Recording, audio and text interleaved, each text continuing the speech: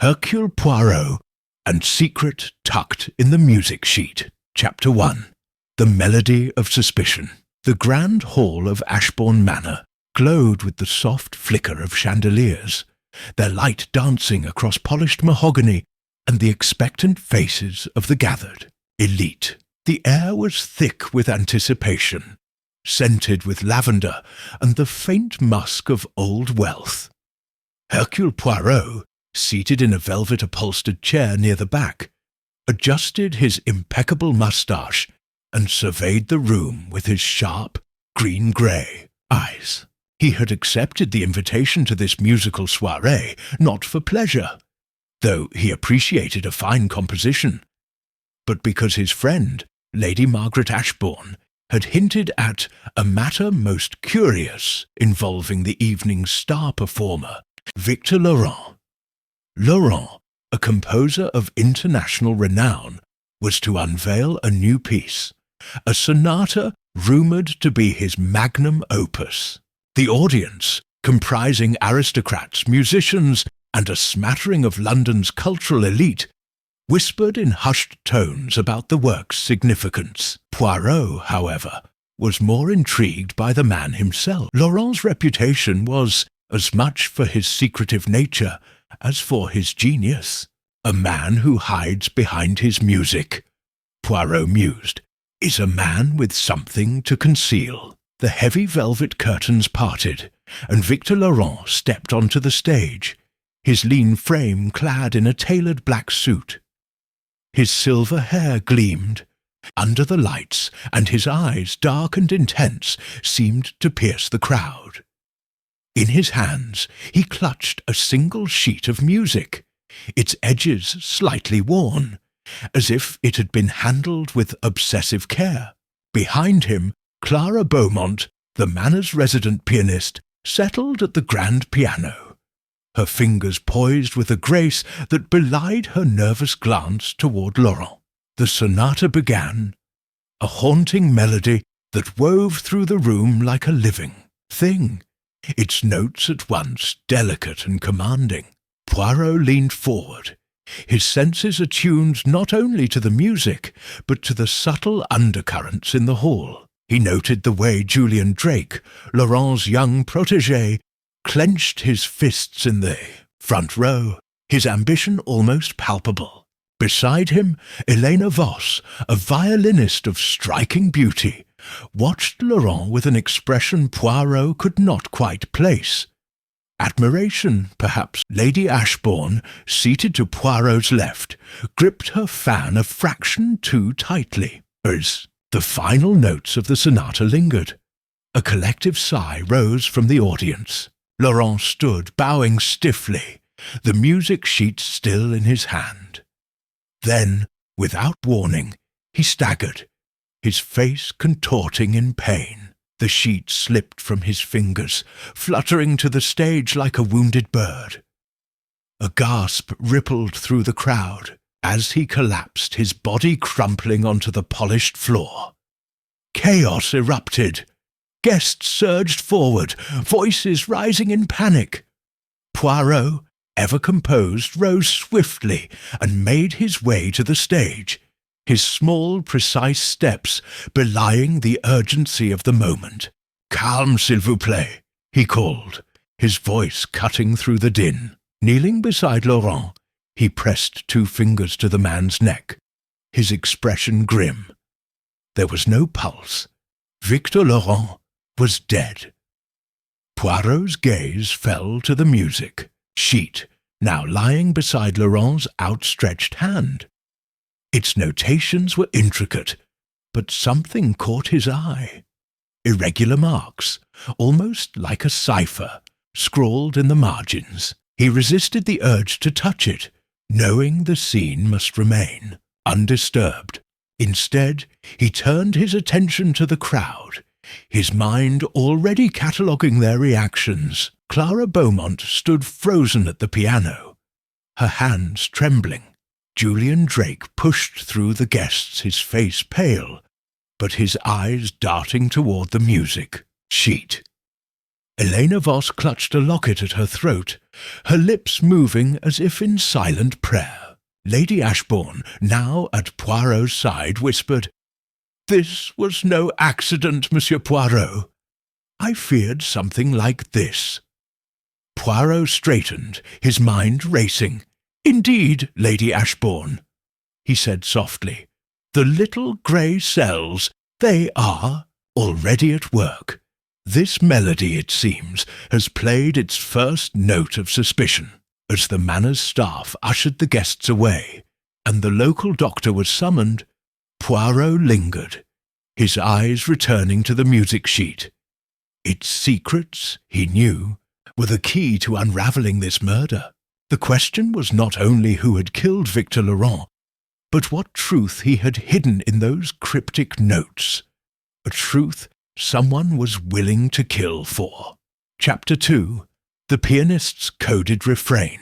The morning after Victor Laurent's death, Ashbourne Manor was cloaked in an uneasy silence, broken only by the distant chime of a grandfather clock.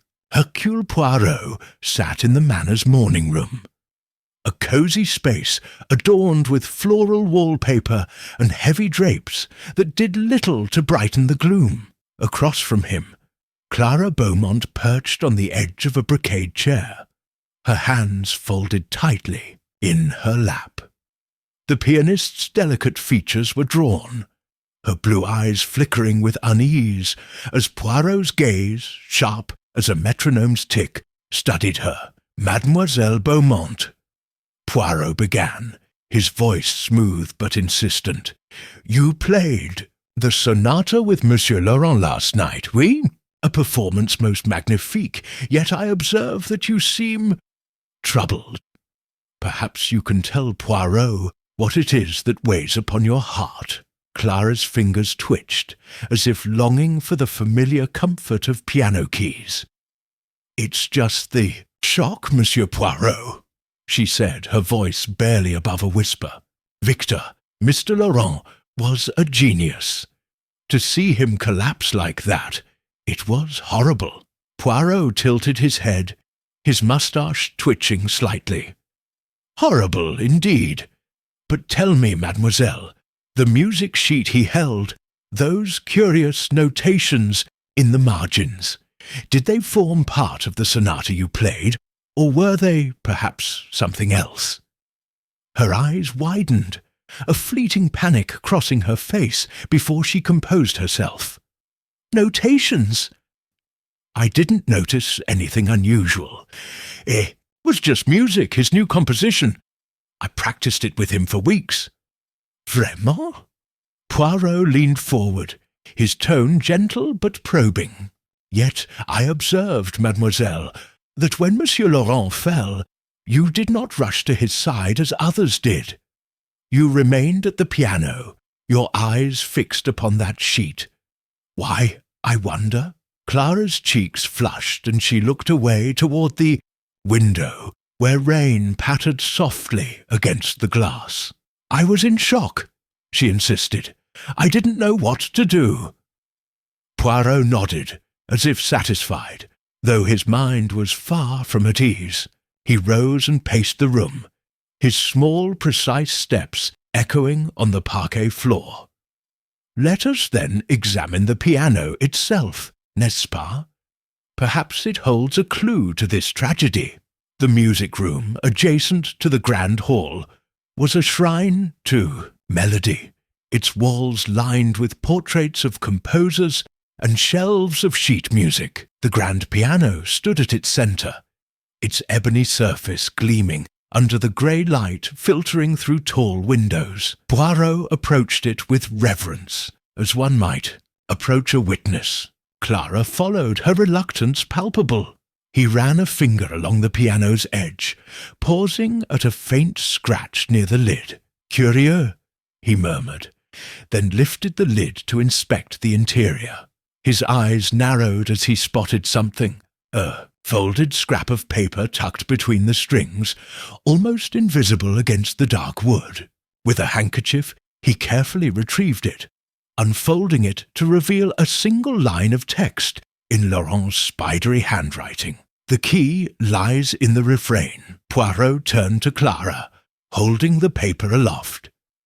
And this, mademoiselle, you have seen it before, perhaps? Clara shook her head vehemently, but her hands betrayed her, clenching into fists. No, never. I don't know what it means. Perhaps not, Poirot said, his tone deceptively mild. But the little grey cells, they tell me that this piano, it has played more than music last night. It has played a part in a secret. Leaving Clara under the watchful eye of Lady Ashbourne's butler, Poirot returned to the Grand Hall, where the music sheet had been secured by the local constable, a bumbling but earnest man named Harris. The sheet, now under glass to preserve, it lay on a table, its strange notations glaring like a challenge. Poirot studied them, his lips pursed. The symbols, dots and dashes interspersed with musical notes, resembled no standard musical notation. They were, he suspected, a cipher, a message hidden in plain sight. He recalled Clara's hesitation, her refusal to replay the sonata when asked by a guest after the performance. Was it fear of discovery or something deeper? And what of the fear note in the piano? The key lies in the refrain. Did it refer to the musical refrain, or something more metaphorical? A key to unlocking the truth. As Poirot pondered, the door creaked open, and Julian Drake, Laurent's protégé, entered, his face a mask of grief tinged with impatience. "Monsieur Poirot," he said, "they say you're investigating. Have you found anything yet? Victor's death? It can't be murder, surely." Poirot smiled thinly. "All things are possible, Monsieur Drake, until the little grey cells prove otherwise. Tell me, you knew the sonata well, oui? Did you ever see Monsieur Laurent write these unusual markings?" Julian's eyes flicked to the music sheet, then away. "No, I didn't.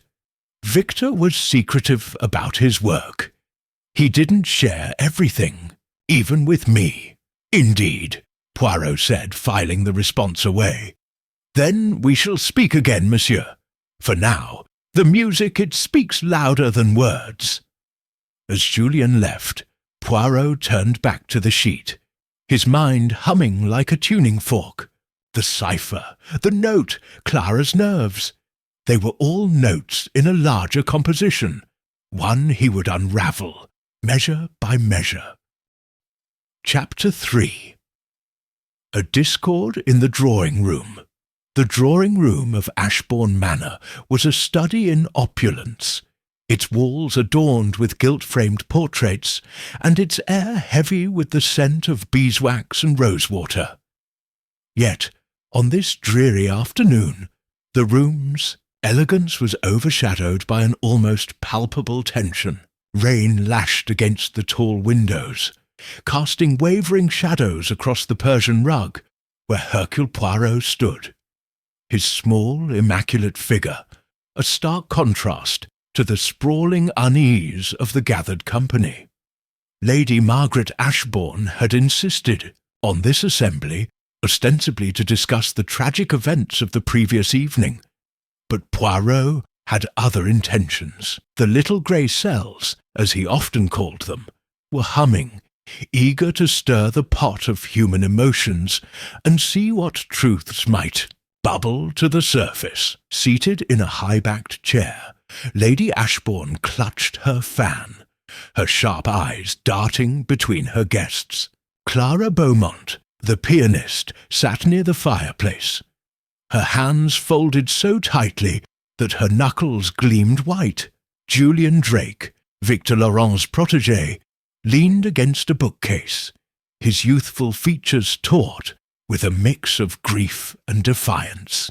Elena Voss, the violinist, perched on a velvet settee, her dark hair catching the firelight as she toyed nervously with the locket at her throat.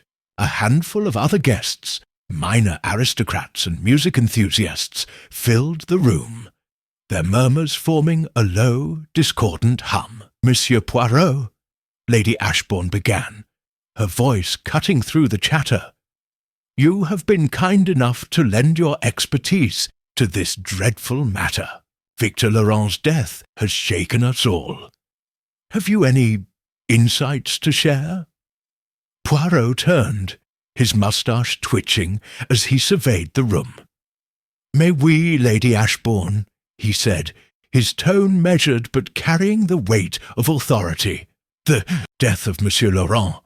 It is no mere accident, I fear.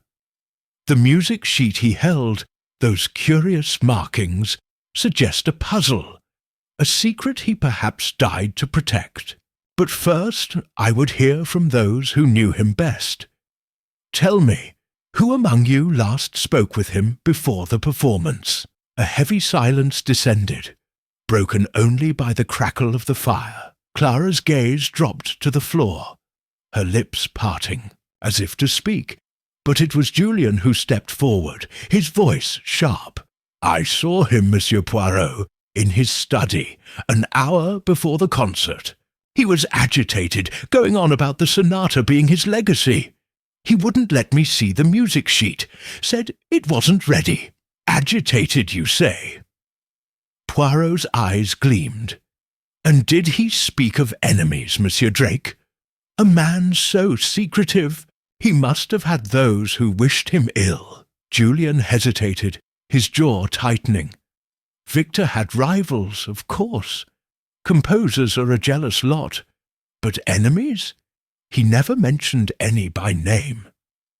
Poirot's gaze shifted to Elena, who had grown still, her fingers frozen on her locket. "And you, Mademoiselle Voss, you performed with Monsieur Laurent in Vienna, I understand. Did he confide in you about this sonata, or perhaps its hidden meaning?" Elena's eyes flicked up, meeting Poirot's with a flash of defiance. "We spoke of music, not secrets," she said, her voice low and melodic, tinged with a faint accent.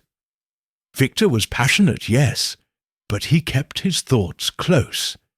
If there was a meaning in that sheet, he didn't share it with me." Poirot nodded, his expression unreadable, though he noted the slight tremor in her voice. Before he could press further, Clara stood abruptly, her chair scraping against the floor. "This is absurd," she cried, her voice cracking. "Why are we talking of secrets and enemies?" Victor collapsed. Perhaps it was his heart or exhaustion. "Why must we assume murder?" The room fell silent, all eyes on Clara. Poirot tilted, his head, his voice soft but piercing. "Mademoiselle Beaumont, it is not an assumption. The little grey cells they observe, the marks on Monsieur Laurent's neck, faint but present, suggest a struggle, or perhaps a poison administered with precision. And the music sheet, it was clutched in his hand as if it were his final thought. Why, I wonder, was it so important?" Clara's face paled, and she sank back into her chair, her hands trembling. Julian stepped forward, his tone accusatory. "Clara, you were at the piano. You saw everything. If there was something wrong with Victor, you'd have noticed, wouldn't you?"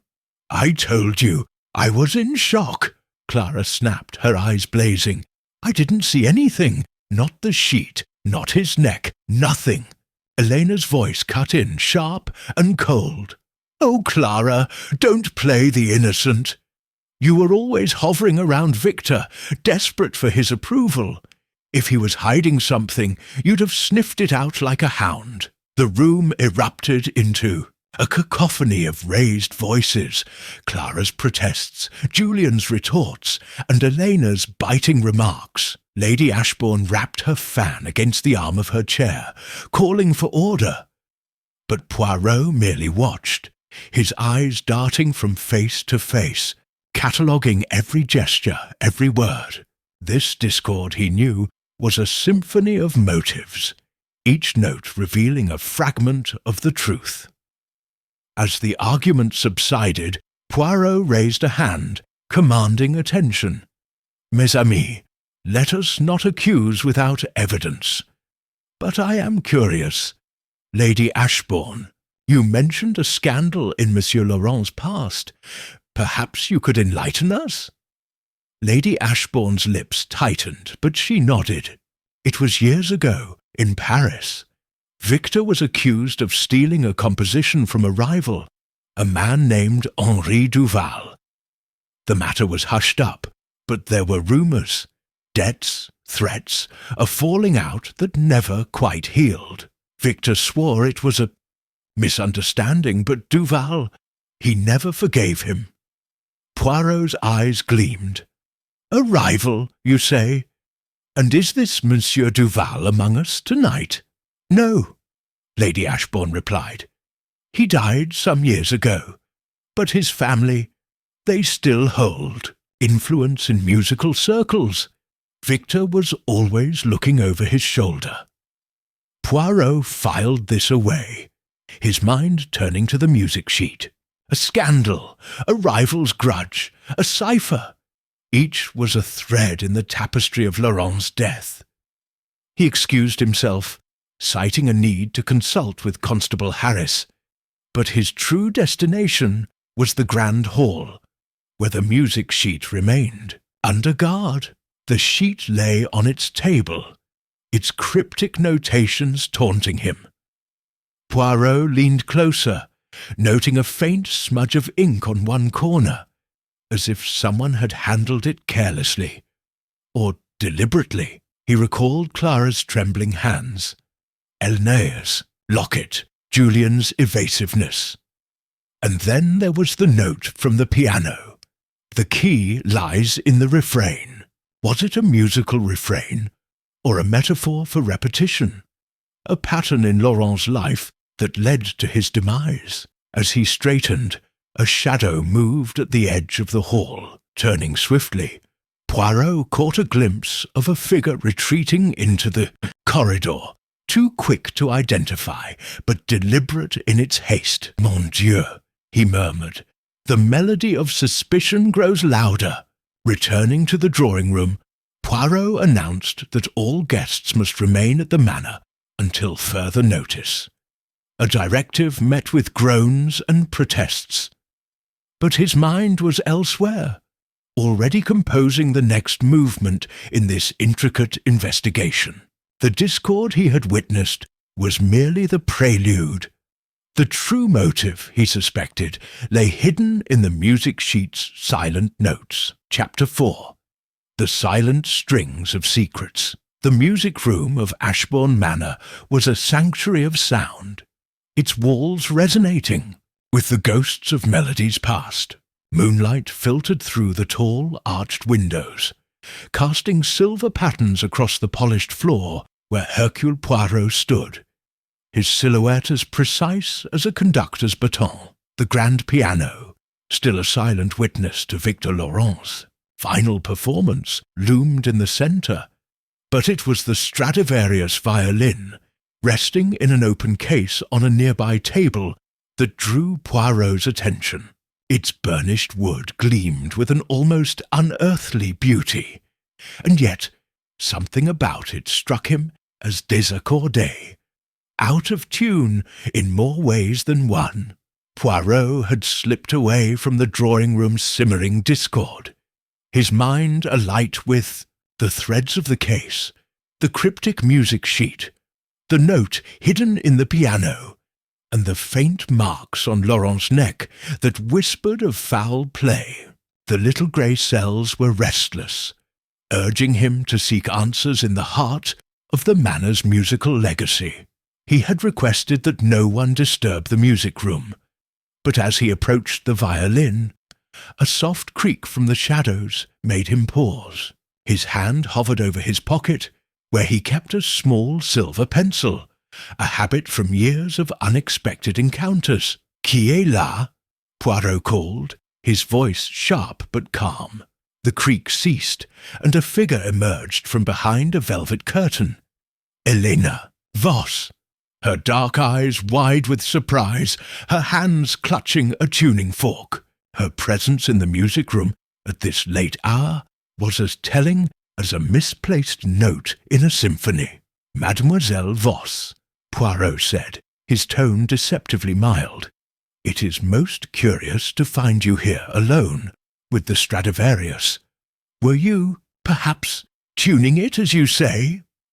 Elena's lips parted, then closed, her composure faltering. I couldn't sleep, she said, her voice carrying the faint lilt of her Viennese accent. The violin, it's precious. I thought to check its strings after the performance. Victor always insisted on perfection. Poirot tilted his head, his moustache twitching. Perfection, oui, but this violin, it was not played last night. Why, then, this nocturnal visit? He stepped closer to the instrument, his eyes scanning its curves. Single string, the A string hung loose, its tension deliberately slackened. And this, he said, pointing without touching, this is not the work of neglect. This is sabotage, n'est-ce pas? Elena's fingers tightened around the tuning fork, her knuckles paling. Sabotage? That's absurd. I was only ensuring it was safe.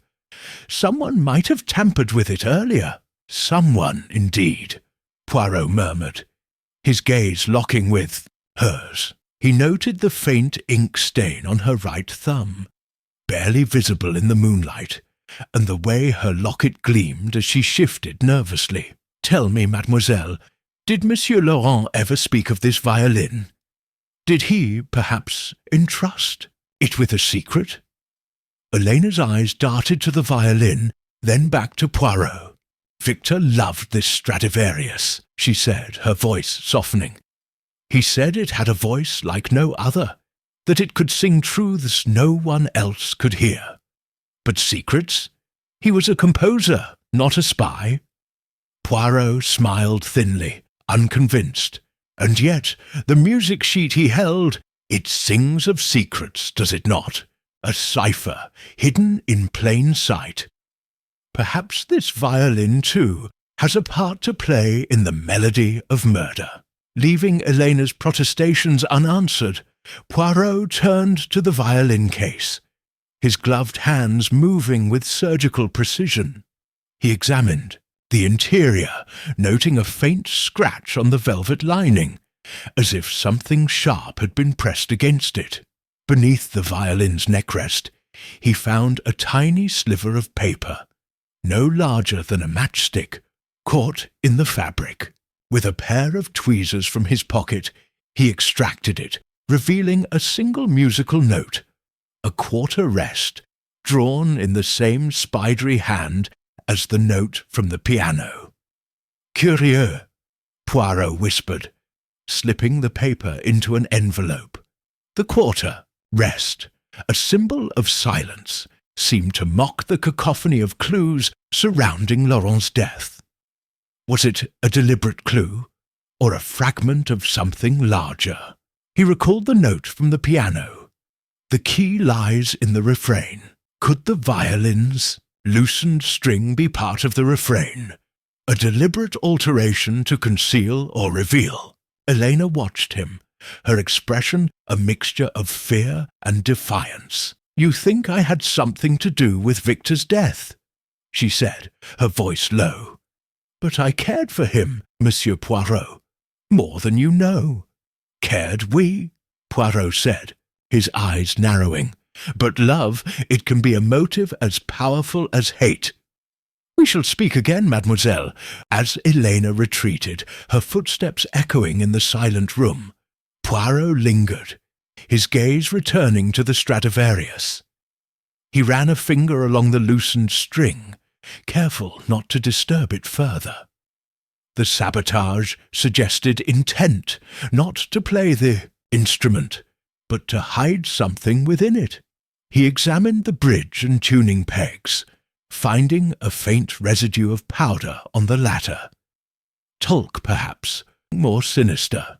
He made a mental note to have Constable Harris send it for analysis. The music room's door creaked open, and Lady Ashbourne appeared, her face pale but composed. "Monsieur Poirot, I heard voices. Is everything all right?" "Everything, Lady Ashbourne, is as it should be, for now," Poirot replied, his tone enigmatic. "But I must ask, this Stradivarius, it belonged to Monsieur Laurent, oui?" "Yes," she said, frowning. "It was his prized possession. He brought it from Vienna, a gift from a patron," he said. "Why do you ask?" Poirot's eyes gleamed. "Because, ma chère, this violin, it does not sing tonight. It whispers, and its whispers, they speak of secrets." As Lady Ashbourne escorted him back to the main house, Poirot's mind churned. The loosened string, the ink stain on Elena's thumb, the tiny paper with its silent note, all were pieces of a puzzle, like notes in a score yet to be played. The music sheet, still under lock and key, held the melody, but the violin, he suspected, was the instrument that would unlock its meaning. And somewhere in Ashbourne Manor, a killer was listening, waiting for the next movement in this deadly symphony. Chapter 5. The Maestro's Missing Manuscript. The library of Ashbourne Manor was a haven of quietude, its towering shelves laden with leather-bound volumes that seemed to whisper secrets of their own. Hercule Poirot stood near a rosewood desk, his gloved hands clasped behind his back, his eyes scanning the room with the precision of a metronome. The rain had ceased, leaving a damp chill in the air, but the fire in the hearth cast a warm glow, illuminating the intricate carvings of the mantelpiece. It was here, Lady Ashbourne had informed him, that Victor Laurent had spent his final hours poring over his unpublished symphony, a work rumoured to hold a secret so explosive it could ruin reputations. Now that manuscript was missing, and Poirot suspected its absence was no mere coincidence. The morning had brought a flurry of activity. Constable Harris, under Poirot's gentle but firm guidance, had secured the music room and the grand hall, ensuring the music sheet with its cryptic notations remained untouched. Yet Poirot's mind was drawn to the broader composition of the case. The note in the piano, the key lies in the refrain, the sabotaged violin string, the ink stain on Elena Voss's thumb, and now the vanished manuscript. Each was a note in, a deadly melody, and Poirot was determined to conduct its unravelling. He had summoned the key figures, Clara Beaumont, Julian Drake, Elena Voss, and Lady Ashbourne, to the library to discuss Laurent's final hours. As they gathered, their faces a tableau of unease, Poirot noted their positions. Clara near the window, her fingers tracing the edge of a curtain. Julian slouched in an armchair, his eyes darting restlessly. Elena by the fire, her locket catching the light, and Lady Ashbourne, regal but tense, seated at the desk. "Mes amis," Poirot began, his voice clear and commanding. "The death of Monsieur Laurent, it is a tragedy, oui, but it is also a puzzle. This symphony he was composing, his magnum opus, as it was called, where is it now? Who among you last saw it or knew of its contents?" A heavy silence followed, broken only by the crackle of the fire. Julian shifted, his voice sharp with impatience. "Victor kept the manuscript locked in that desk," he said, pointing to the rosewood surface. "He was obsessive about it, wouldn't let anyone near it. Not at even me, his protégé. I saw him working on it yesterday morning. But after that, I don't know. Poirot's eyes narrowed. And you, Monsieur Drake, you did not find this secrecy? Curious.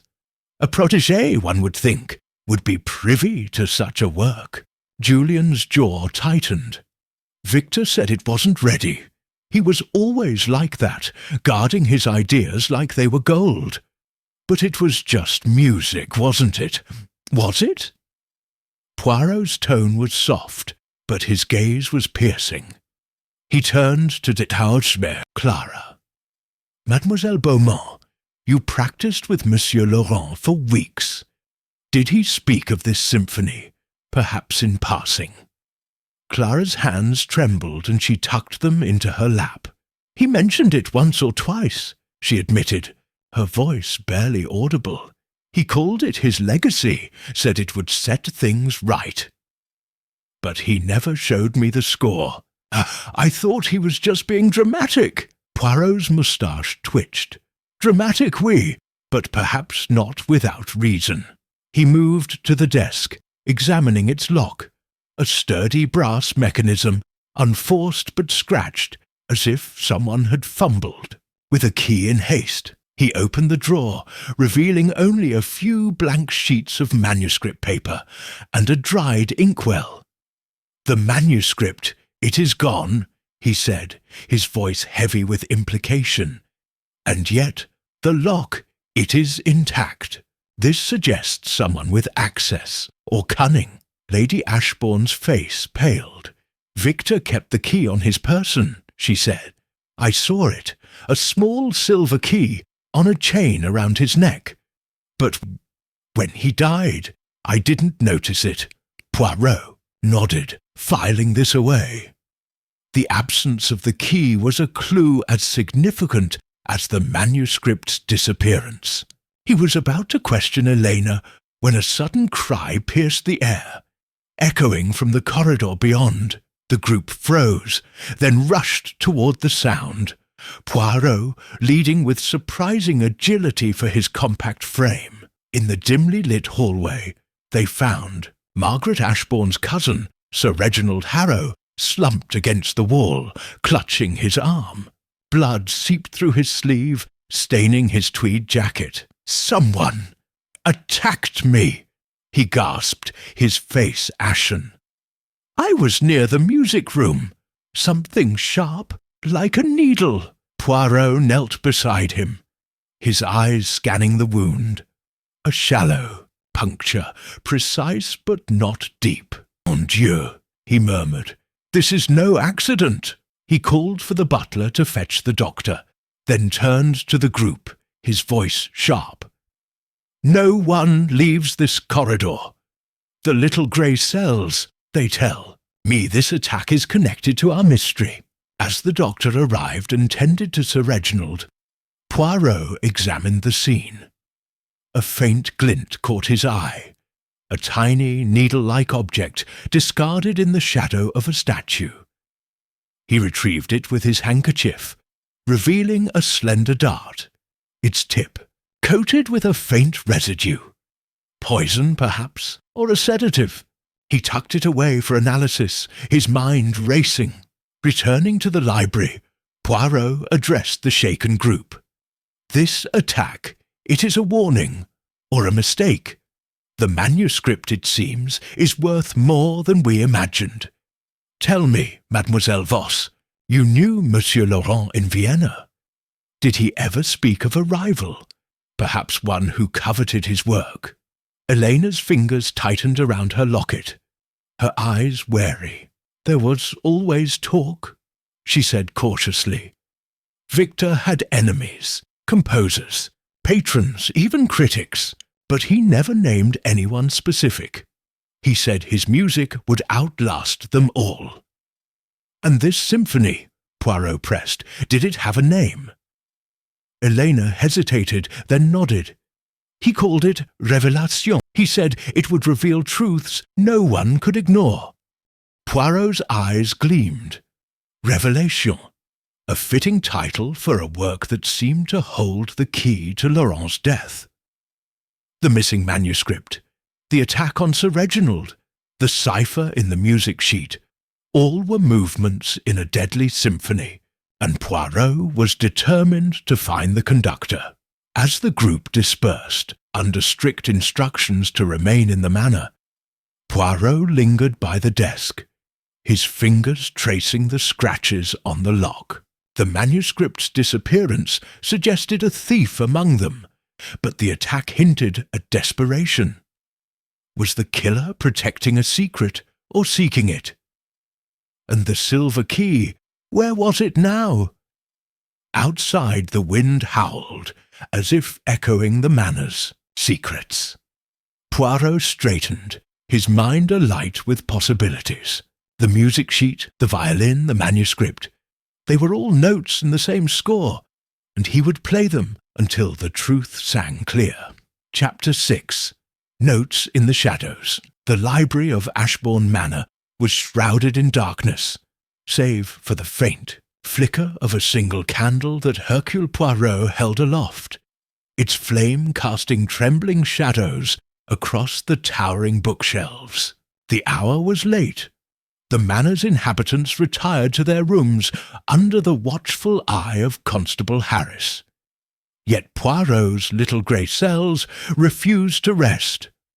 The missing manuscript, the sabotaged violin, the attack on Sir Reginald Harrow, and the cryptic music sheet, all were notes in a discordant symphony, and Poirot was determined to find the next measure.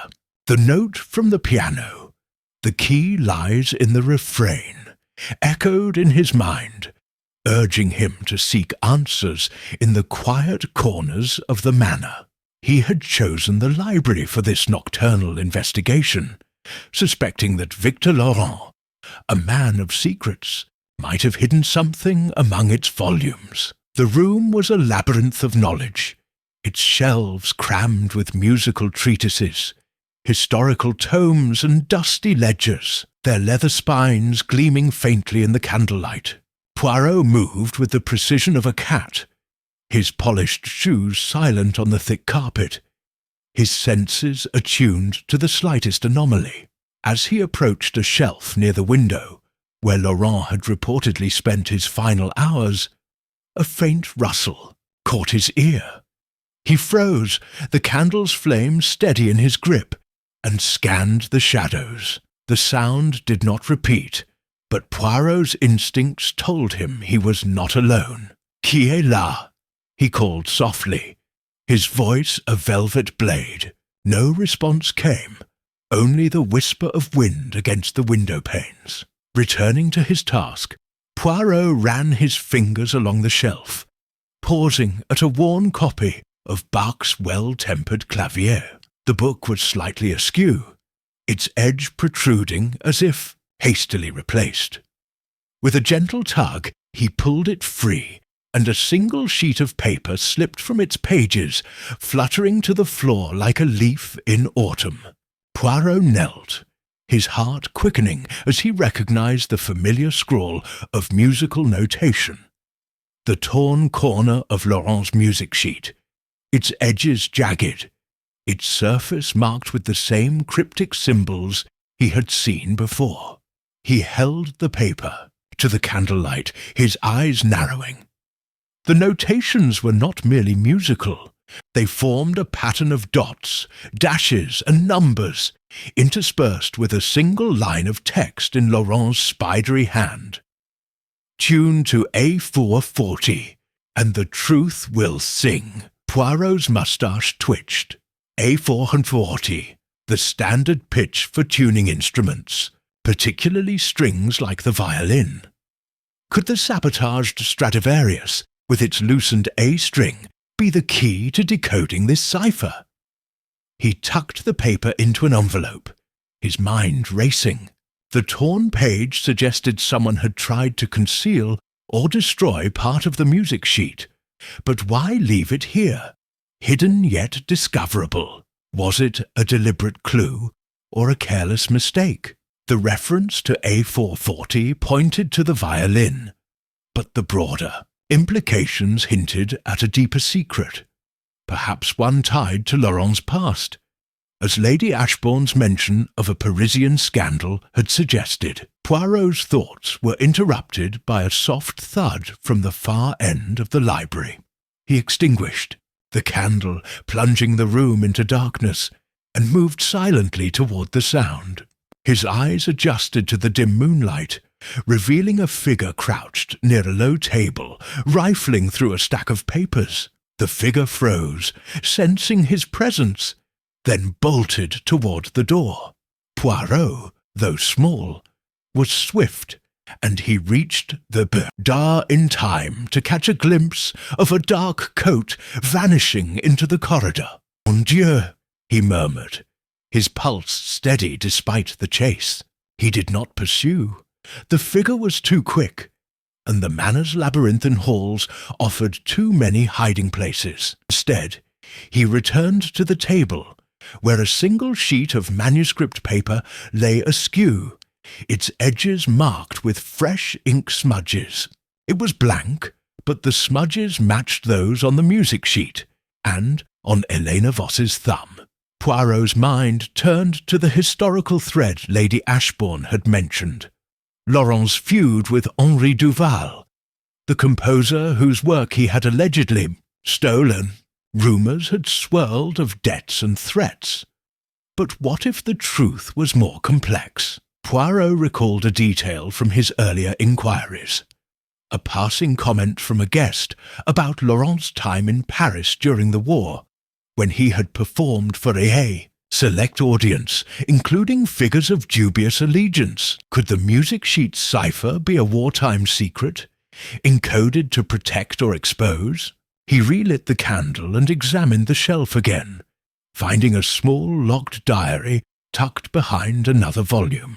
The lock was simple, and with a hairpin borrowed from Lady Ashbourne's maid, Poirot opened it. Inside were Laurent's notes, not musical but personal, written in a hurried script. The truth must be told, but not yet.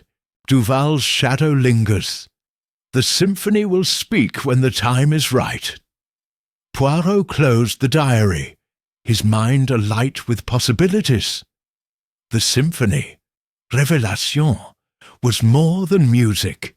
It was a confession, a revelation of a past Laurent had buried. The torn music sheet, the sabotaged violin, the missing manuscript, all were part of this confession, and someone in the manor was desperate to silence it. As he stepped into the corridor, the manor's silence was broken by a distant violin note, a single mournful A, played as if in defiance. Poirot's eyes gleamed. "The refrain," he whispered. "It begins to sing." He returned to his room, the torn page and diary secure in his pocket. The night had yielded new notes in the score of this mystery, but the melody was far from complete. The cipher, the violin, the wartime shadow, they were all movements in a larger composition, and Poirot would not rest until he had conducted its final crescendo. Chapter 7. The violinist's veiled confession, the conservatory of Ashbourne. Manor was a glass-walled haven, its air thick with the scent of blooming orchids and the faint echo of rain against the panes. In the dim light of a single oil lamp, Hercule Poirot sat across from Helena Voss, his posture impeccable, his green-grey eyes fixed on her with the intensity of a conductor awaiting a soloist's first note. The violinist's dark hair was loosely pinned, strands framing her pale face, and her fingers toyed incessantly with the locket at her throat, a gesture Poirot had noted since the night of Victor Laurent's death. The music sheet, the sabotaged Stradivarius, the missing manuscript, and now the torn page with its cryptic message, tuned to A440, and the truth will sing, swirled in his mind. But it was Helena's guarded demeanour that drew his focus now. Mademoiselle Voss, Poirot began, his voice smooth as velvet yet sharp with purpose. "You have been most elusive, no? You speak of Monsieur Laurent with admiration, yet there is a shadow in your eyes. I think perhaps you know more of his secrets than you have shared. The little grey cells, they urge me to ask, what was Victor Laurent to you?" Elena's fingers froze on the locket, her lips parting as if to protest. But no words came. She looked away, toward the rain-streaked glass, where the world outside was a blur of grey. "He was my mentor," she said at last, her voice low, tinged with her Viennese accent. "In Vienna, he taught me to play with my soul, not just my hands. That's all." Poirot tilted his head, his moustache twitching slightly. "Mentor, oui, but the heart, it speaks louder than words. I observe, mademoiselle, the way you clutch that locket, the way your eyes lingered on Monsieur Laurent during his final performance. There is more, I think, than a student's devotion." Elena's gaze snapped back to him, her eyes flashing with a mix of fear and defiance. "You're wrong," she said, but her voice trembled, betraying her. "Victor, he was important. To me, yes, but not in the way you imply. He was a genius, and I respected him, that's all." Poirot leaned forward, his tone gentle but relentless. "Respect, it is a fine thing, but it does not explain the ink on your thumb, mademoiselle, nor your presence in the music room at midnight, tampering with the Stradivarius. Nor does it explain why, when Monsieur Laurent fell, you did not cry out, but stood silent, your eyes on the music sheet. Tell me, what did you know of his revelation, this symphony that has vanished like a ghost?"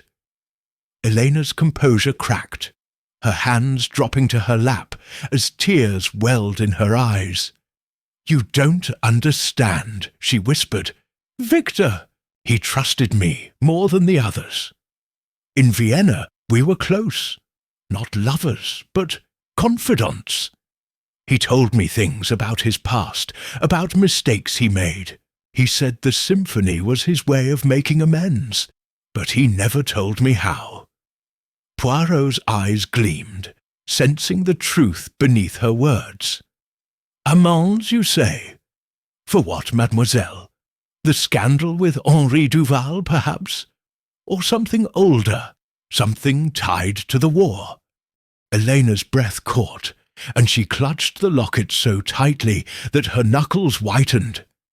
"He never spoke of Duval directly," she said, her voice barely audible. "But he mentioned shadows from the war.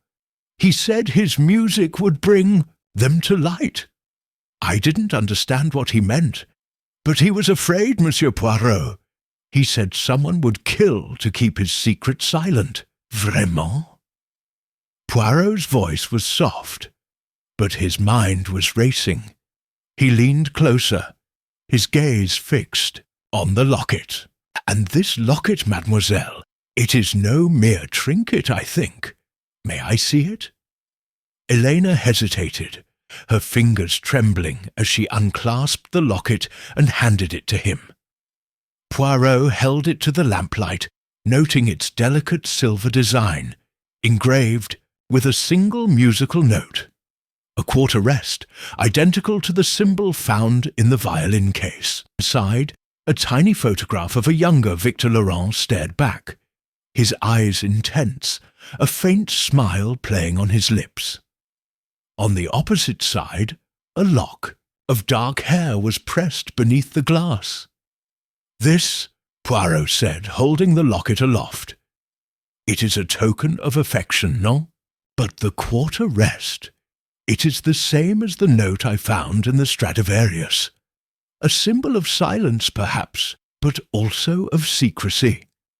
Did Monsieur Laurent give this to you?" Elena nodded, tears spilling down her cheeks. "Yes, in Vienna, 2 years ago. He said it was a reminder to keep his trust, but I swear I didn't know about the cipher or the music sheet or any of it until he died. I thought he was just being poetic." Poirot handed the locket back, his expression unreadable. "Poetry, mademoiselle, can be a mask for truth. You have given me much to consider, but I warn you, do not withhold what you know. The killer, they are still among us, and silence, it is their ally." As Eleanor rose, her steps unsteady, Poirot's gaze lingered on the locket now back at her throat, the quarter rest, the A440 tuning, the missing manuscript. All were notes in a score that pointed to a secret Laurent had died to protect. The wartime shadows Elena had mentioned aligned with the diary entry he had found. Duval's shadow lingers. Was this a personal betrayal, or something larger? A secret encoded in the music that threatened more than reputations? Poirot stepped into the corridor, intending to consult Constable Harris about the dart from Sir Reginald's attack, when a faint sound stopped him, a soft, deliberate creak from the staircase above. He froze, his hand on his silver pencil, but the sound did not repeat. The manor, it seemed, was alive with secrets, its shadows hiding more than answers. Returning to his room, Poirot spread his clues before him. The torn music sheet, the note from the piano, the quarter rest from the violin case, and now the locket's engraving. Each was a fragment of Laurent's revelation, a symphony not of sound, but of truth. The violinist's confession had lifted a veil, but only partially. The full melody, Poirot knew, lay in the music sheet's cipher, and he would not rest until its notes sang clear. Chapter 8. A crescendo of clues. The grand hall of Ashbourne Manor was bathed in the pale light of a grey afternoon, its chandeliers dimmed as if in mourning for Victor Laurent. Hercule Poirot stood near the table where the music sheet lay under glass, its cryptic notations a silent challenge to his little grey cells. The events of the past days, the torn page, the sabotaged violin, the missing manuscript, the attack on Sir Reginald and Elena's veiled confession had woven a complex score, and Poirot was determined to conduct its next movement. The note from the piano, the key lies in the refrain, and the torn page's instruction, tuned to A440, and the truth will sing, echoed in his mind, pointing to a secret that was both musical and sinister. Poirot had requested a private moment in the hall, but his true purpose was to examine the evidence in situ, where Laurent had met his end. The music sheet, now guarded by Constable Harris, was the centrepiece, but other clues beckoned. On a nearby stand, a broken metronome caught his eye. Its pendulum snapped, its wooden case splintered, as if struck with force. Beside it, a discarded ink bottle, its contents dried, bore the same faint smudge as the music sheet's corner.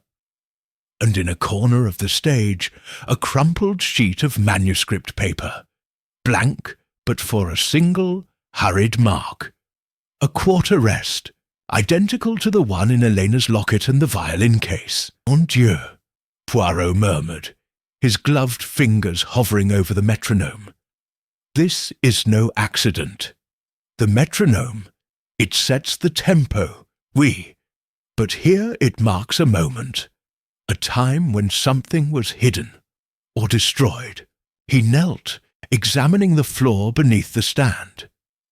A faint scratch, barely visible, suggested the metronome had been moved, perhaps knocked over in a struggle.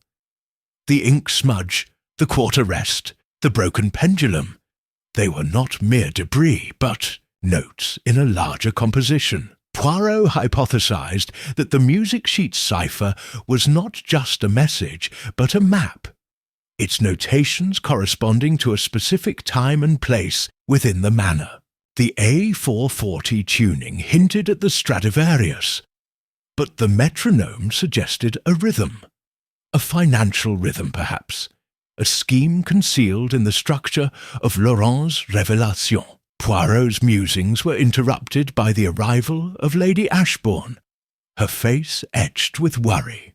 "Monsieur Poirot," she said, her voice low, "there's been a development. Julian Drake has announced he's leaving the manor. Something about urgent business in London. I've asked him to wait, but he's packing as we speak." Poirot's eyes gleamed. "Leaving, you say? Most interessant. A man who flees the stage before the finale, he has something to hide. We must act quickly, Lady Ashbourne." He gathered the suspects in the drawing-room, his demeanour calm but commanding. Clara Beaumont, Elena Voss, Sir Reginald Harrow, his arm bandaged from the attack, and a handful of other guests sat in uneasy silence, their eyes darting to Julian, who stood by the door, a valise at his feet. Poirot paced slowly, his hands clasped behind his back, his voice a measured cadence. "Mes amis," he began, "the death of Monsieur Laurent. It is a puzzle of many parts. The music sheet, with its cipher, points to a secret. A financial scheme, perhaps, hidden in the notes of his revelation. The metronome, broken in haste, marks a moment of violence. The ink smudge, it links the music sheet to someone in this room. And now, Monsieur Drake, you choose to depart. Why, I wonder." Julian's face reddened, his voice sharp. "I've done nothing wrong. I have a commission in London, a performance Victor arranged. I can't stay here forever." Poirot's moustache twitched. "A commission, oui? Yet you were his protégé, privy to his work. Did you know of the manuscript's contents? Or perhaps you took it to claim its glory for yourself?" "That's absurd," Julian snapped, but his eyes flicked to the valise, betraying a flicker of unease. Clara, seated near the fire, spoke up, her voice trembling.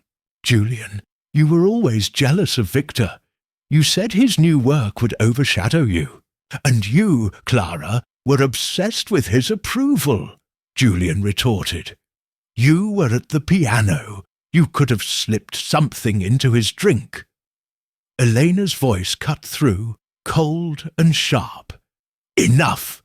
You're both acting like children. Victor's dead, and you're pointing fingers to save yourselves." Poirot raised a hand, silencing the room. "Accusations, they are like discordant notes, but they reveal the heart's rhythm. To find the truth, we must play a different tune." He turned to Constable Harris, who stood by the door. "Monsieur Harris, search Monsieur Drake's valise, s'il vous plaît," Julian protested, but Harris, with a nod from Poirot, opened the bag. Among the clothes and papers was a single sheet of manuscript paper, its edges crumpled, marked with a faint ink smudge. It was blank, but Poirot's eyes narrowed as he recognized the same paper stock as the music sheet. "Curieux," he said, holding it to the light. "This is no ordinary paper, Monsieur Drake. It matches the music sheet precisely. Why do you carry it?" Julian stammered. "It's just something Victor gave me. A draft, nothing more." Poirot smiled thinly. "A draft or a decoy? We shall see." He turned to the group. "No one leaves this manor until the truth is revealed. But fear not. I have set a trap, and the killer, they will soon play their final note." As the group dispersed, Poirot lingered, his mind alight with the new clue. The blank paper, the broken metronome, the ink smudge. They pointed to a moment of panic, a cover-up after Laurent's death. The financial scheme he hypothesized might involve laundered funds or a coded transaction, hidden in the symphony's structure, perhaps linked to the wartime shadows Elena had mentioned. The trap he had set was simple. He had instructed Harris to announce that the music sheet would be sent for expert analysis, hoping to provoke the killer into action. As he stepped into the corridor, a faint sound, a soft click like a door closing, came from the music room. Poirot's pulse quickened. The crescendo was building, and the next note he knew would bring him closer to the killer's identity. Chapter 9. The Hidden Score of Betrayal. The music room of Ashbourne Manor was a silent stage, its air heavy with the ghosts of melodies and the weight of unspoken truths. Hercule Poirot stood by the grand piano, his small, immaculate figure bathed in the soft glow of a single chandelier, its crystals casting fractured light across the polished ebony. The music sheet, still under glass in the grand hall, was a puzzle that had consumed his little grey cells.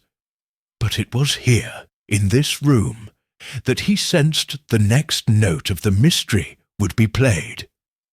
The torn page, the sabotaged violin, the broken metronome, the ink-smudged paper in Julian Drake's valise. All were movements in a deadly symphony, and Poirot was determined to uncover the conductor. The trap he had set, announcing that the music sheet would be sent for expert analysis, had stirred the manor's inhabitants, and now, as evening descended, Poirot had summoned Julian Drake to the music room for a private interview. The young protégé entered, his handsome face taut with defiance, his eyes darting to the piano as if it held secrets he feared. Poirot noted the tension in his posture, the way his hands clenched and unclenched, betraying a guilt that lingered like an unresolved chord. "Monsieur Drake," Poirot began, his voice smooth but piercing, "you have been most elusive, non? The paper in your valise, it matches the music sheet precisely, yet you claim it is a mere draft. The little grey cells, they do not believe in coincidences. Tell me, what part did you play in Monsieur Laurent's final composition?" Julian's jaw tightened, his voice sharp. "I've told you, it was nothing, just a scrap Victor gave me. He was always giving me notes, ideas. I had nothing to do with his death."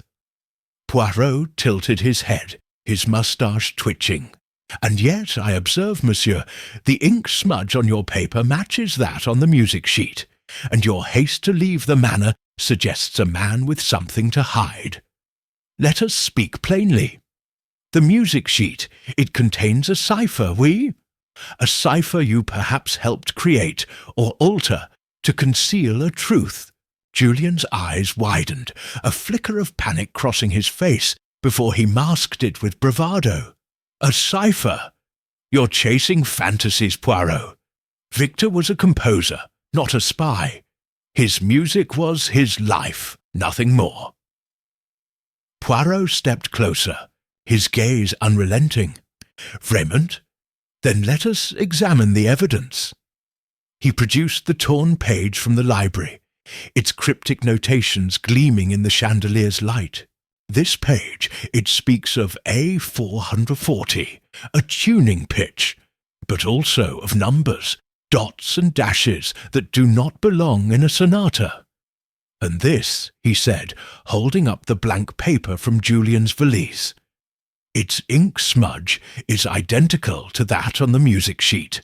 I propose, monsieur, that you forged a portion of the sheet to hide your own involvement in a scandal tied to Monsieur Laurent's revelation." Julian's face paled, and he took a step back, his voice rising. "That's absurd. I was his protégé, his heir. Why would I betray him?" Poirot's eyes gleamed.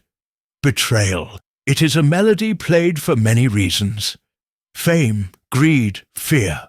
I have learned from Lady Ashbourne of a scandal in Paris, where Victor Laurent was accused of stealing a composition from Henri Duval.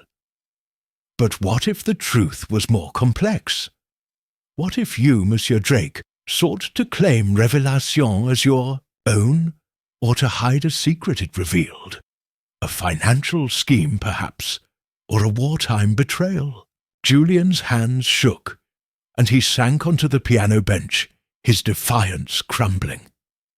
"You don't understand," he said, his voice low. Victor. He was going to expose something big.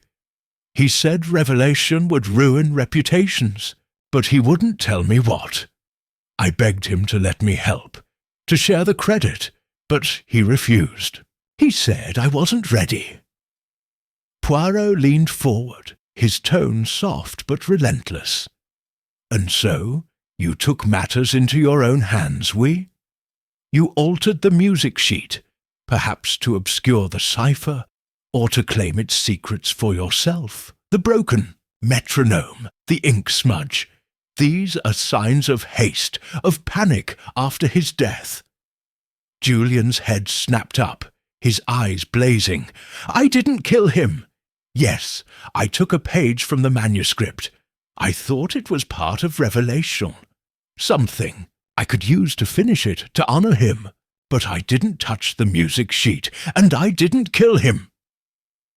Poirot studied him, his mind cataloguing every word, every gesture.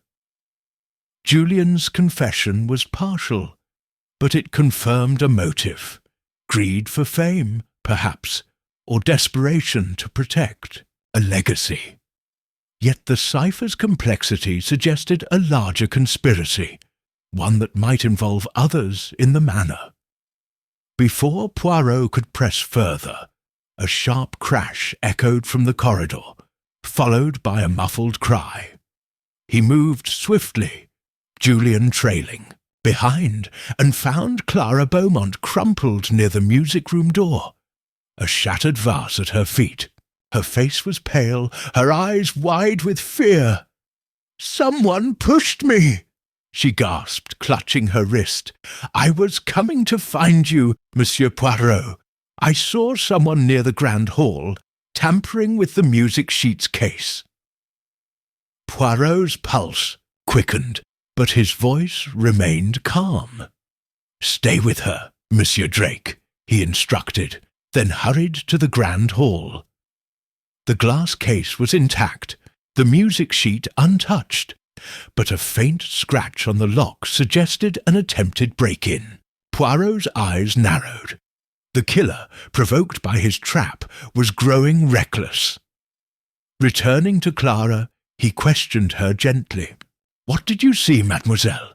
A figure? A face?" Clara shook her head, her voice trembling. "It was too dark, just a shadow, moving quickly. But I'm sure they were after the music sheet." Poirot nodded, his mind alight with possibilities. Julian's confession had revealed a betrayal, but the attack on Clara and the attempted theft suggested the killer was still at large, desperate to silence the music sheet's secrets. The cipher, he suspected, was not just a financial scheme, but a key to a wartime truth, perhaps linked to Henri Duval's shadow, as Laurent's diary had hinted. As he escorted Clara and Julian back to the drawing-room, Poirot's thoughts turned to the next movement. The music sheet's cipher was a score of betrayal, and he would play its notes until the killer's identity was revealed in a final, resounding chord. Chapter 10. The Symphony of Motives. The drawing-room of Ashbourne Manor was a crucible of tension, its air thick with the weight of unspoken accusations and the faint scent of polished wood and dying embers.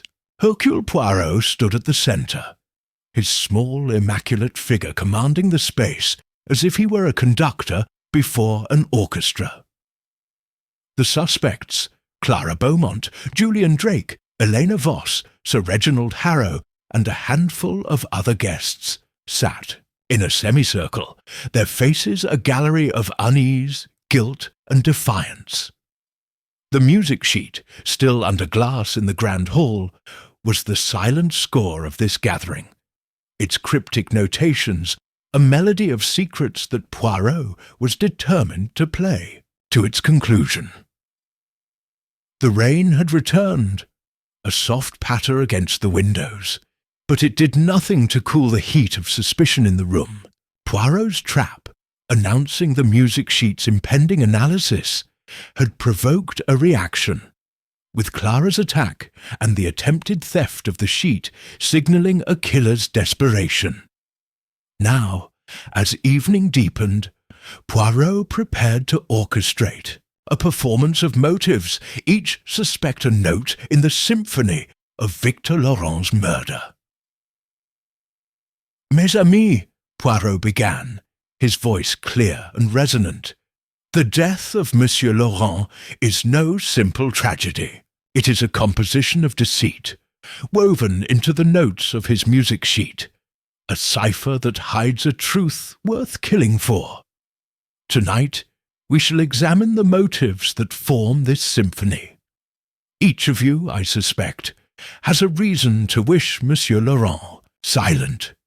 Clara, seated near the fireplace, clutched her shawl, her eyes wide. "Monsieur Poirot, I've told you, I had nothing to do with it. I was his pianist, nothing more." Poirot tilted his head, his moustache twitching. "Nothing more, mademoiselle. Yet you were at his side, privy to his rehearsals, perhaps to his secrets. Your fear, it speaks of more than shock. Was it jealousy, perhaps, that he favoured another, his protégé, or his confidant?"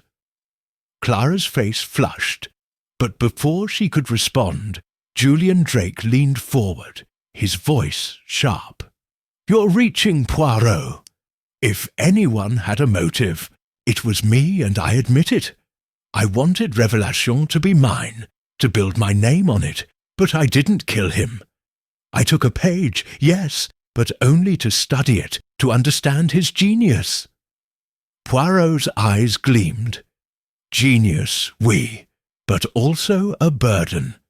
You, Monsieur Drake, sought fame, but perhaps you also sought to hide a truth in that manuscript, a truth that could tarnish your future.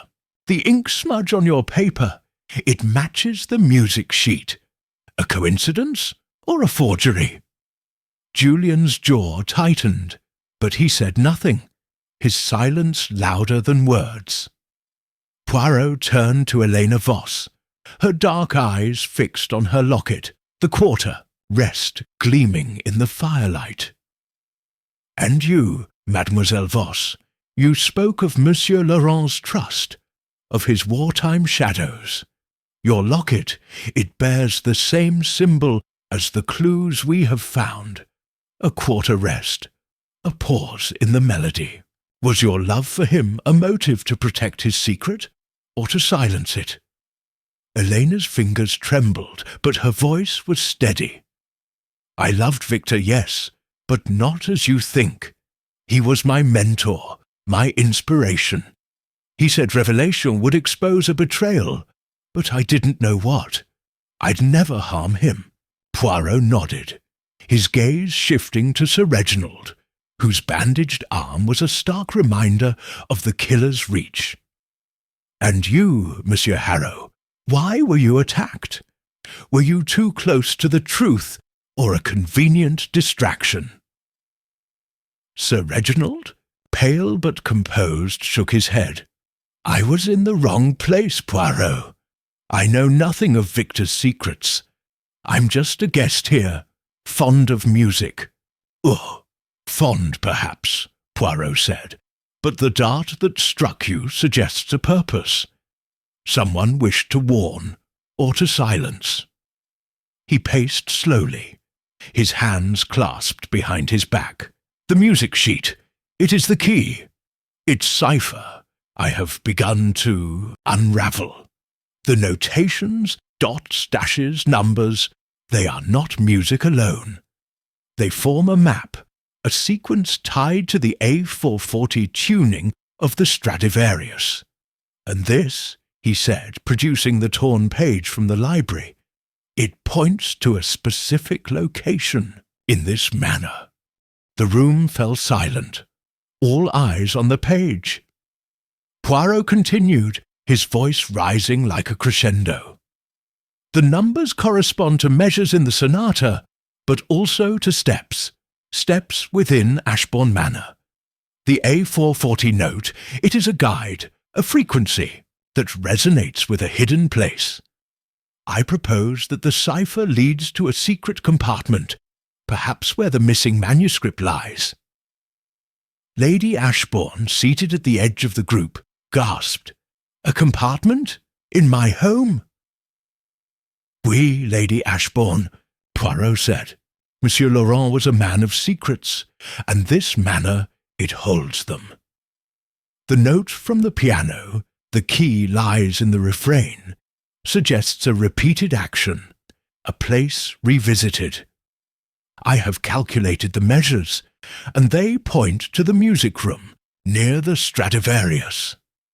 A murmur rippled through the group, but before Poirot could elaborate, the butler burst in, his face pale.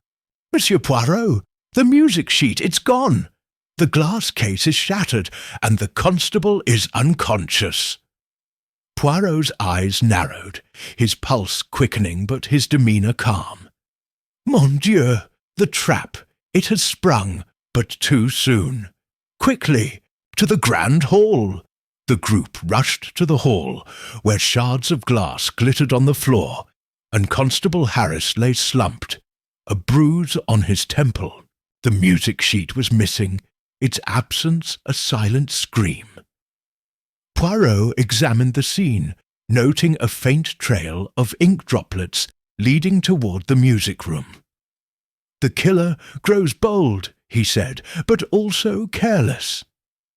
He led the group to the music room, his steps deliberate. Near the Stradivarius, he knelt, tracing the floorboards with his fingers.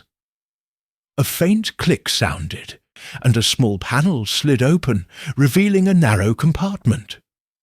Inside was a single sheet of paper, not the music sheet, but a note in Laurent's hand. "The refrain repeats in the vault." Poirot straightened, his mind alight. "The vault," he said. "The manor's safe, perhaps. Lady Ashbourne, where is it?" "In the study," she replied, her voice trembling. "Behind the portrait of my grandfather." As the group moved toward the study, Poirot's thoughts raced. The cipher was a map, the music sheet a guide to a hidden vault where Revelation's secrets lay. The killer, by stealing the sheet, had confirmed its importance, but also their desperation. The symphony of motives was reaching its climax, and Poirot was ready to play its final notes. Chapter 11. The Stolen Cadenza. The corridors of Ashbourne Manor were a maze of shadows, their oak-panelled walls echoing with the urgency of hurried footsteps as Hercule Poirot led the way to the study. The theft of the music sheet, the attack on Constable Harris, and the discovery of the note in the music room's hidden compartment, the refrain repeats in the vault, had set the little grey cells ablaze. The cipher, Poirot now believed, was not merely a map, but a key to a secret vault, where Victor Laurent's unpublished symphony, Révélation, held a truth so dangerous it had cost him his life. The air was thick with tension, the manor itself seeming to hold its breath, as Poirot and the suspects, Clara Beaumont, Julian Drake, Elena Voss, and Lady Ashbourne, approached the study. The room was a bastion of old wealth, its walls adorned, with portraits of stern-faced ancestors, their eyes following the intruders. Behind a heavy portrait of Lady Ashbourne's grandfather, a stern man in a powdered wig, lay the vault. A steel door embedded in the wall, its lock gleaming in the flickering light of a single lamp. Poirot's heart quickened, but his demeanour remained as composed as a conductor before a silent orchestra. "Lady Ashbourne," he said, his voice steady, "please open the vault. The note, it speaks of a refrain, a repetition, a secret hidden where the music returns. The answers, they lie within." Lady Ashbourne, her hands trembling, produced a key from a chain around her neck and unlocked the vault. The door swung open with a low groan, revealing a small chamber lined with shelves. Among ledgers and jewels, a single sheet of manuscript, paper lay, its edges crisp, its surface marked with Laurent's spidery handwriting. Poirot retrieved it with gloved hands, his eyes scanning the title. Cadenza for Révélation. The page was a solo passage, a virtuosic flourish meant for the violin, its notes interspersed with the same cryptic dots, dashes and numbers as the music sheet. "Mon Dieu," Poirot murmured, "the cadenza, the heart of the symphony, where the soloist speaks alone. This, mes amis, is the final piece of the cipher." Before he could elaborate, a sudden movement caught his eye, a shadow darting from the corridor into the study. A figure cloaked in a dark scarf lunged for the manuscript page, snatching it from Poirot's hands. The group gasped as the intruder bolted toward the open window, where rain lashed against the panes. Poirot, with surprising agility for his compact frame, gave chase, his polished shoes slipping on the polished floor. "Arrêtez!" he shouted, his voice cutting through the chaos. The figure vaulted through the window, landing in the rain-soaked garden below. Poirot followed, heedless of the mud staining his impeccable suit, his eyes fixed on the fleeing shadow. The suspects trailed behind, their cries mingling with the storm's roar. The chase led through the manor's gardens, past rose bushes torn by the wind, to a small gazebo where the figure stumbled, the manuscript page slipping from their grasp. Poirot pounced, retrieving the sodden paper as the figure vanished into the darkness.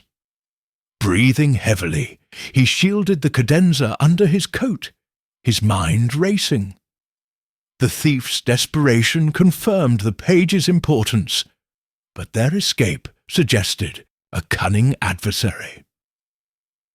Returning to the study, drenched but triumphant, Poirot spread the cadenza on the desk, its ink miraculously intact. He studied the notations, his fingers tracing the cryptic symbols. The dots and dashes, when aligned with the A440 tuning, formed a sequence, a name encoded in the intervals of the cadenza. "Henri Duval," he whispered, his eyes gleaming. "The shadow from the past, it lives." The group, now gathered around him, gasped. Lady Ashbourne's face paled. "Duval? But he's dead, Monsieur Poirot. How can this be?" Poirot's moustache twitched. Not Duval himself, perhaps, but his legacy. A descendant, a disciple, someone who carries his grudge.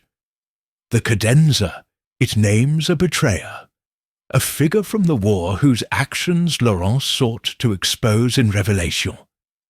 This is why he was killed, to silence the truth. Clara, her voice trembling, spoke up. But who? Who in this manner could be connected to Duval? Poirot's gaze swept the group. Clara's fear, Julian's defiance, Elena's haunted eyes. That, mademoiselle, is what we shall discover. The thief, they sought to destroy this page, but they have only brought us closer to the truth. He turned to the cadenza. Its notes a map to a final revelation. The name Henri Duval was a clue, but the cipher's full meaning remained locked in the music sheet, now stolen. Poirot's trap had flushed out the killer's desperation, but the chase had cost him the sheet itself. Yet the cadenza, with its encoded name, was a victory, a note in the symphony that would lead to the killer's unmasking. As the group dispersed, under strict orders to remain in the manor, Poirot lingered in the study, his mind alight with the cadenza's melody. The vault, the chase, the name, they were all movements in a deadly score, and he was determined to play its final chord. The killer, he knew, was watching, waiting for a chance to strike again. But Poirot, with his little grey cells, was ready to meet them on the stage of truth. Chapter 12. The Final Fermata. The grand hall of Ashbourne Manor was a stage set for truth, its chandeliers casting a golden glow over the gathered suspects, their faces a symphony of anticipation and dread. Hercule Poirot stood at the centre, his small, immaculate figure radiating authority. The cadenza from Victor Laurent's Revelation clutched in his gloved hand. The music sheet, stolen in a desperate act, had been recovered, found discarded in the manor's rose garden, its ink smudged but intact, thanks to Poirot's relentless pursuit. The cipher, now partially decoded, had revealed a name, Henri Duval, and a secret tied to a wartime betrayal. Tonight, Poirot would play the final notes of this deadly score, unmasking the killer who had silenced Laurent to protect a hidden truth. The suspects, Clara Beaumont, Julian Drake, Elena Voss, Sir Reginald Harrow, and Lady Ashbourne, sat in a tense semicircle, their eyes fixed on Poirot. Constable Harris, his temple still bruised from the attack, stood by the door, ensuring no one could flee. The air was heavy with the scent of polished wood and the faint tang of rain, a reminder of the chase that had brought them to this moment. "Mes amis," Poirot began, his voice clear and resonant, like a conductor calling an orchestra to attention. "The death of Monsieur Victor Laurent was no accident, but a murder most calculated. The music sheet with its cipher was his final composition, a confession encoded in notes that threatened to expose a betrayal from the war. Tonight we shall play its final fermata, the pause that reveals all." He held up the cadenza, its notations gleaming in the chandelier's light. This page, hidden in the vault, named Henri Duval, a composer whose work Laurent was accused of stealing. But the truth, it is more complex. Laurent, during the war, performed in Paris for an audience that included collaborators, men who profited from betrayal. His symphony, Revelation, was not just music but a ledger, a coded record of funds laundered through a musical society, funds that enriched a family still powerful today. Poirot's gaze swept the room, noting Clara's trembling hands, Julian's clenched jaw, Elena's haunted eyes, and Sir Reginald's uneasy posture. Lady Ashbourne, regal but pale, gripped her fan tightly. "The cipher," Poirot continued, "used the A440 tuning as a key, its measures mapping to a location, the vault, and its notes encoding names and sums. The quarter rest, found in the violin case and Mademoiselle Voss's locket was a symbol of silence, a pause to hide the truth. But Laurent, he chose to break that silence, and for this he was killed. Clara's voice broke the silence, her tone desperate.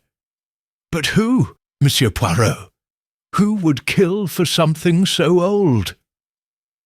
Poirot's eyes gleamed. "The motive, mademoiselle, is not just the past, but the present. A legacy to protect. Let us examine the clues." The broken metronome, it marked the moment of Laurent's death, struck in a struggle. The ink smudges, they linked the music sheet to a forger, Monsieur Drake, who sought to claim Revelation for fame. But the true killer, they acted to bury a family's shame. He turned to Sir Reginald, whose face had grown ashen. "Monsieur Harrow, you were attacked, oui, but not by chance. You are no mere guest. Your mother, I have learned, was a Duval, sister to Henri, who died in disgrace after Laurent's scandal. Your family, they profited from wartime dealings, funds hidden in the musical society Laurent exposed in Revelation. You knew, did you not, that his symphony would name your family, ruin your legacy?" Sir Reginald's hand tightened on his bandaged arm, his voice hoarse. "That's preposterous! I barely knew Laurent. I was here for the music, nothing more." Poirot's moustache twitched. "Fremont?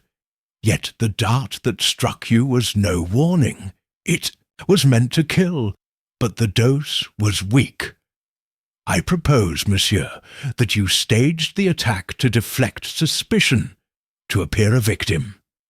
The music sheet's theft, the attack on Constable Harris, these were your acts to destroy the evidence, and the poison in Laurent's system, a subtle toxin administered in his wine, it came from your knowledge of chemistry, learned in your youth." The room gasped, but Poirot raised a hand, silencing them. "The locket, the violins loosened, string, the torn page, they were distractions, planted to confuse. But the cadenza, it named you, Sir Reginald, as the heir to Duval's shame. You slipped into the music room, tampered with the violin to mislead, and stole the music sheet to burn it. But you underestimated Poirot's little grey cells." Sir Reginald rose, his face contorted with rage. "You have no proof!" he shouted, lunging for the door. Constable Harris, ready for such a move, seized him, pinning his arms as the room erupted in chaos. Elena cried out, Clara sobbed, and Julian stared, stunned. Poirot remained calm, his voice cutting through the din. "The proof, monsieur, is in the music. The cipher, when decoded, lists sums paid to your family's accounts, hidden in the measures of Revelation. The ink on your cuff, it matches the smudge on the stolen sheet. And the dart, it bears traces of a rare toxin found in your luggage."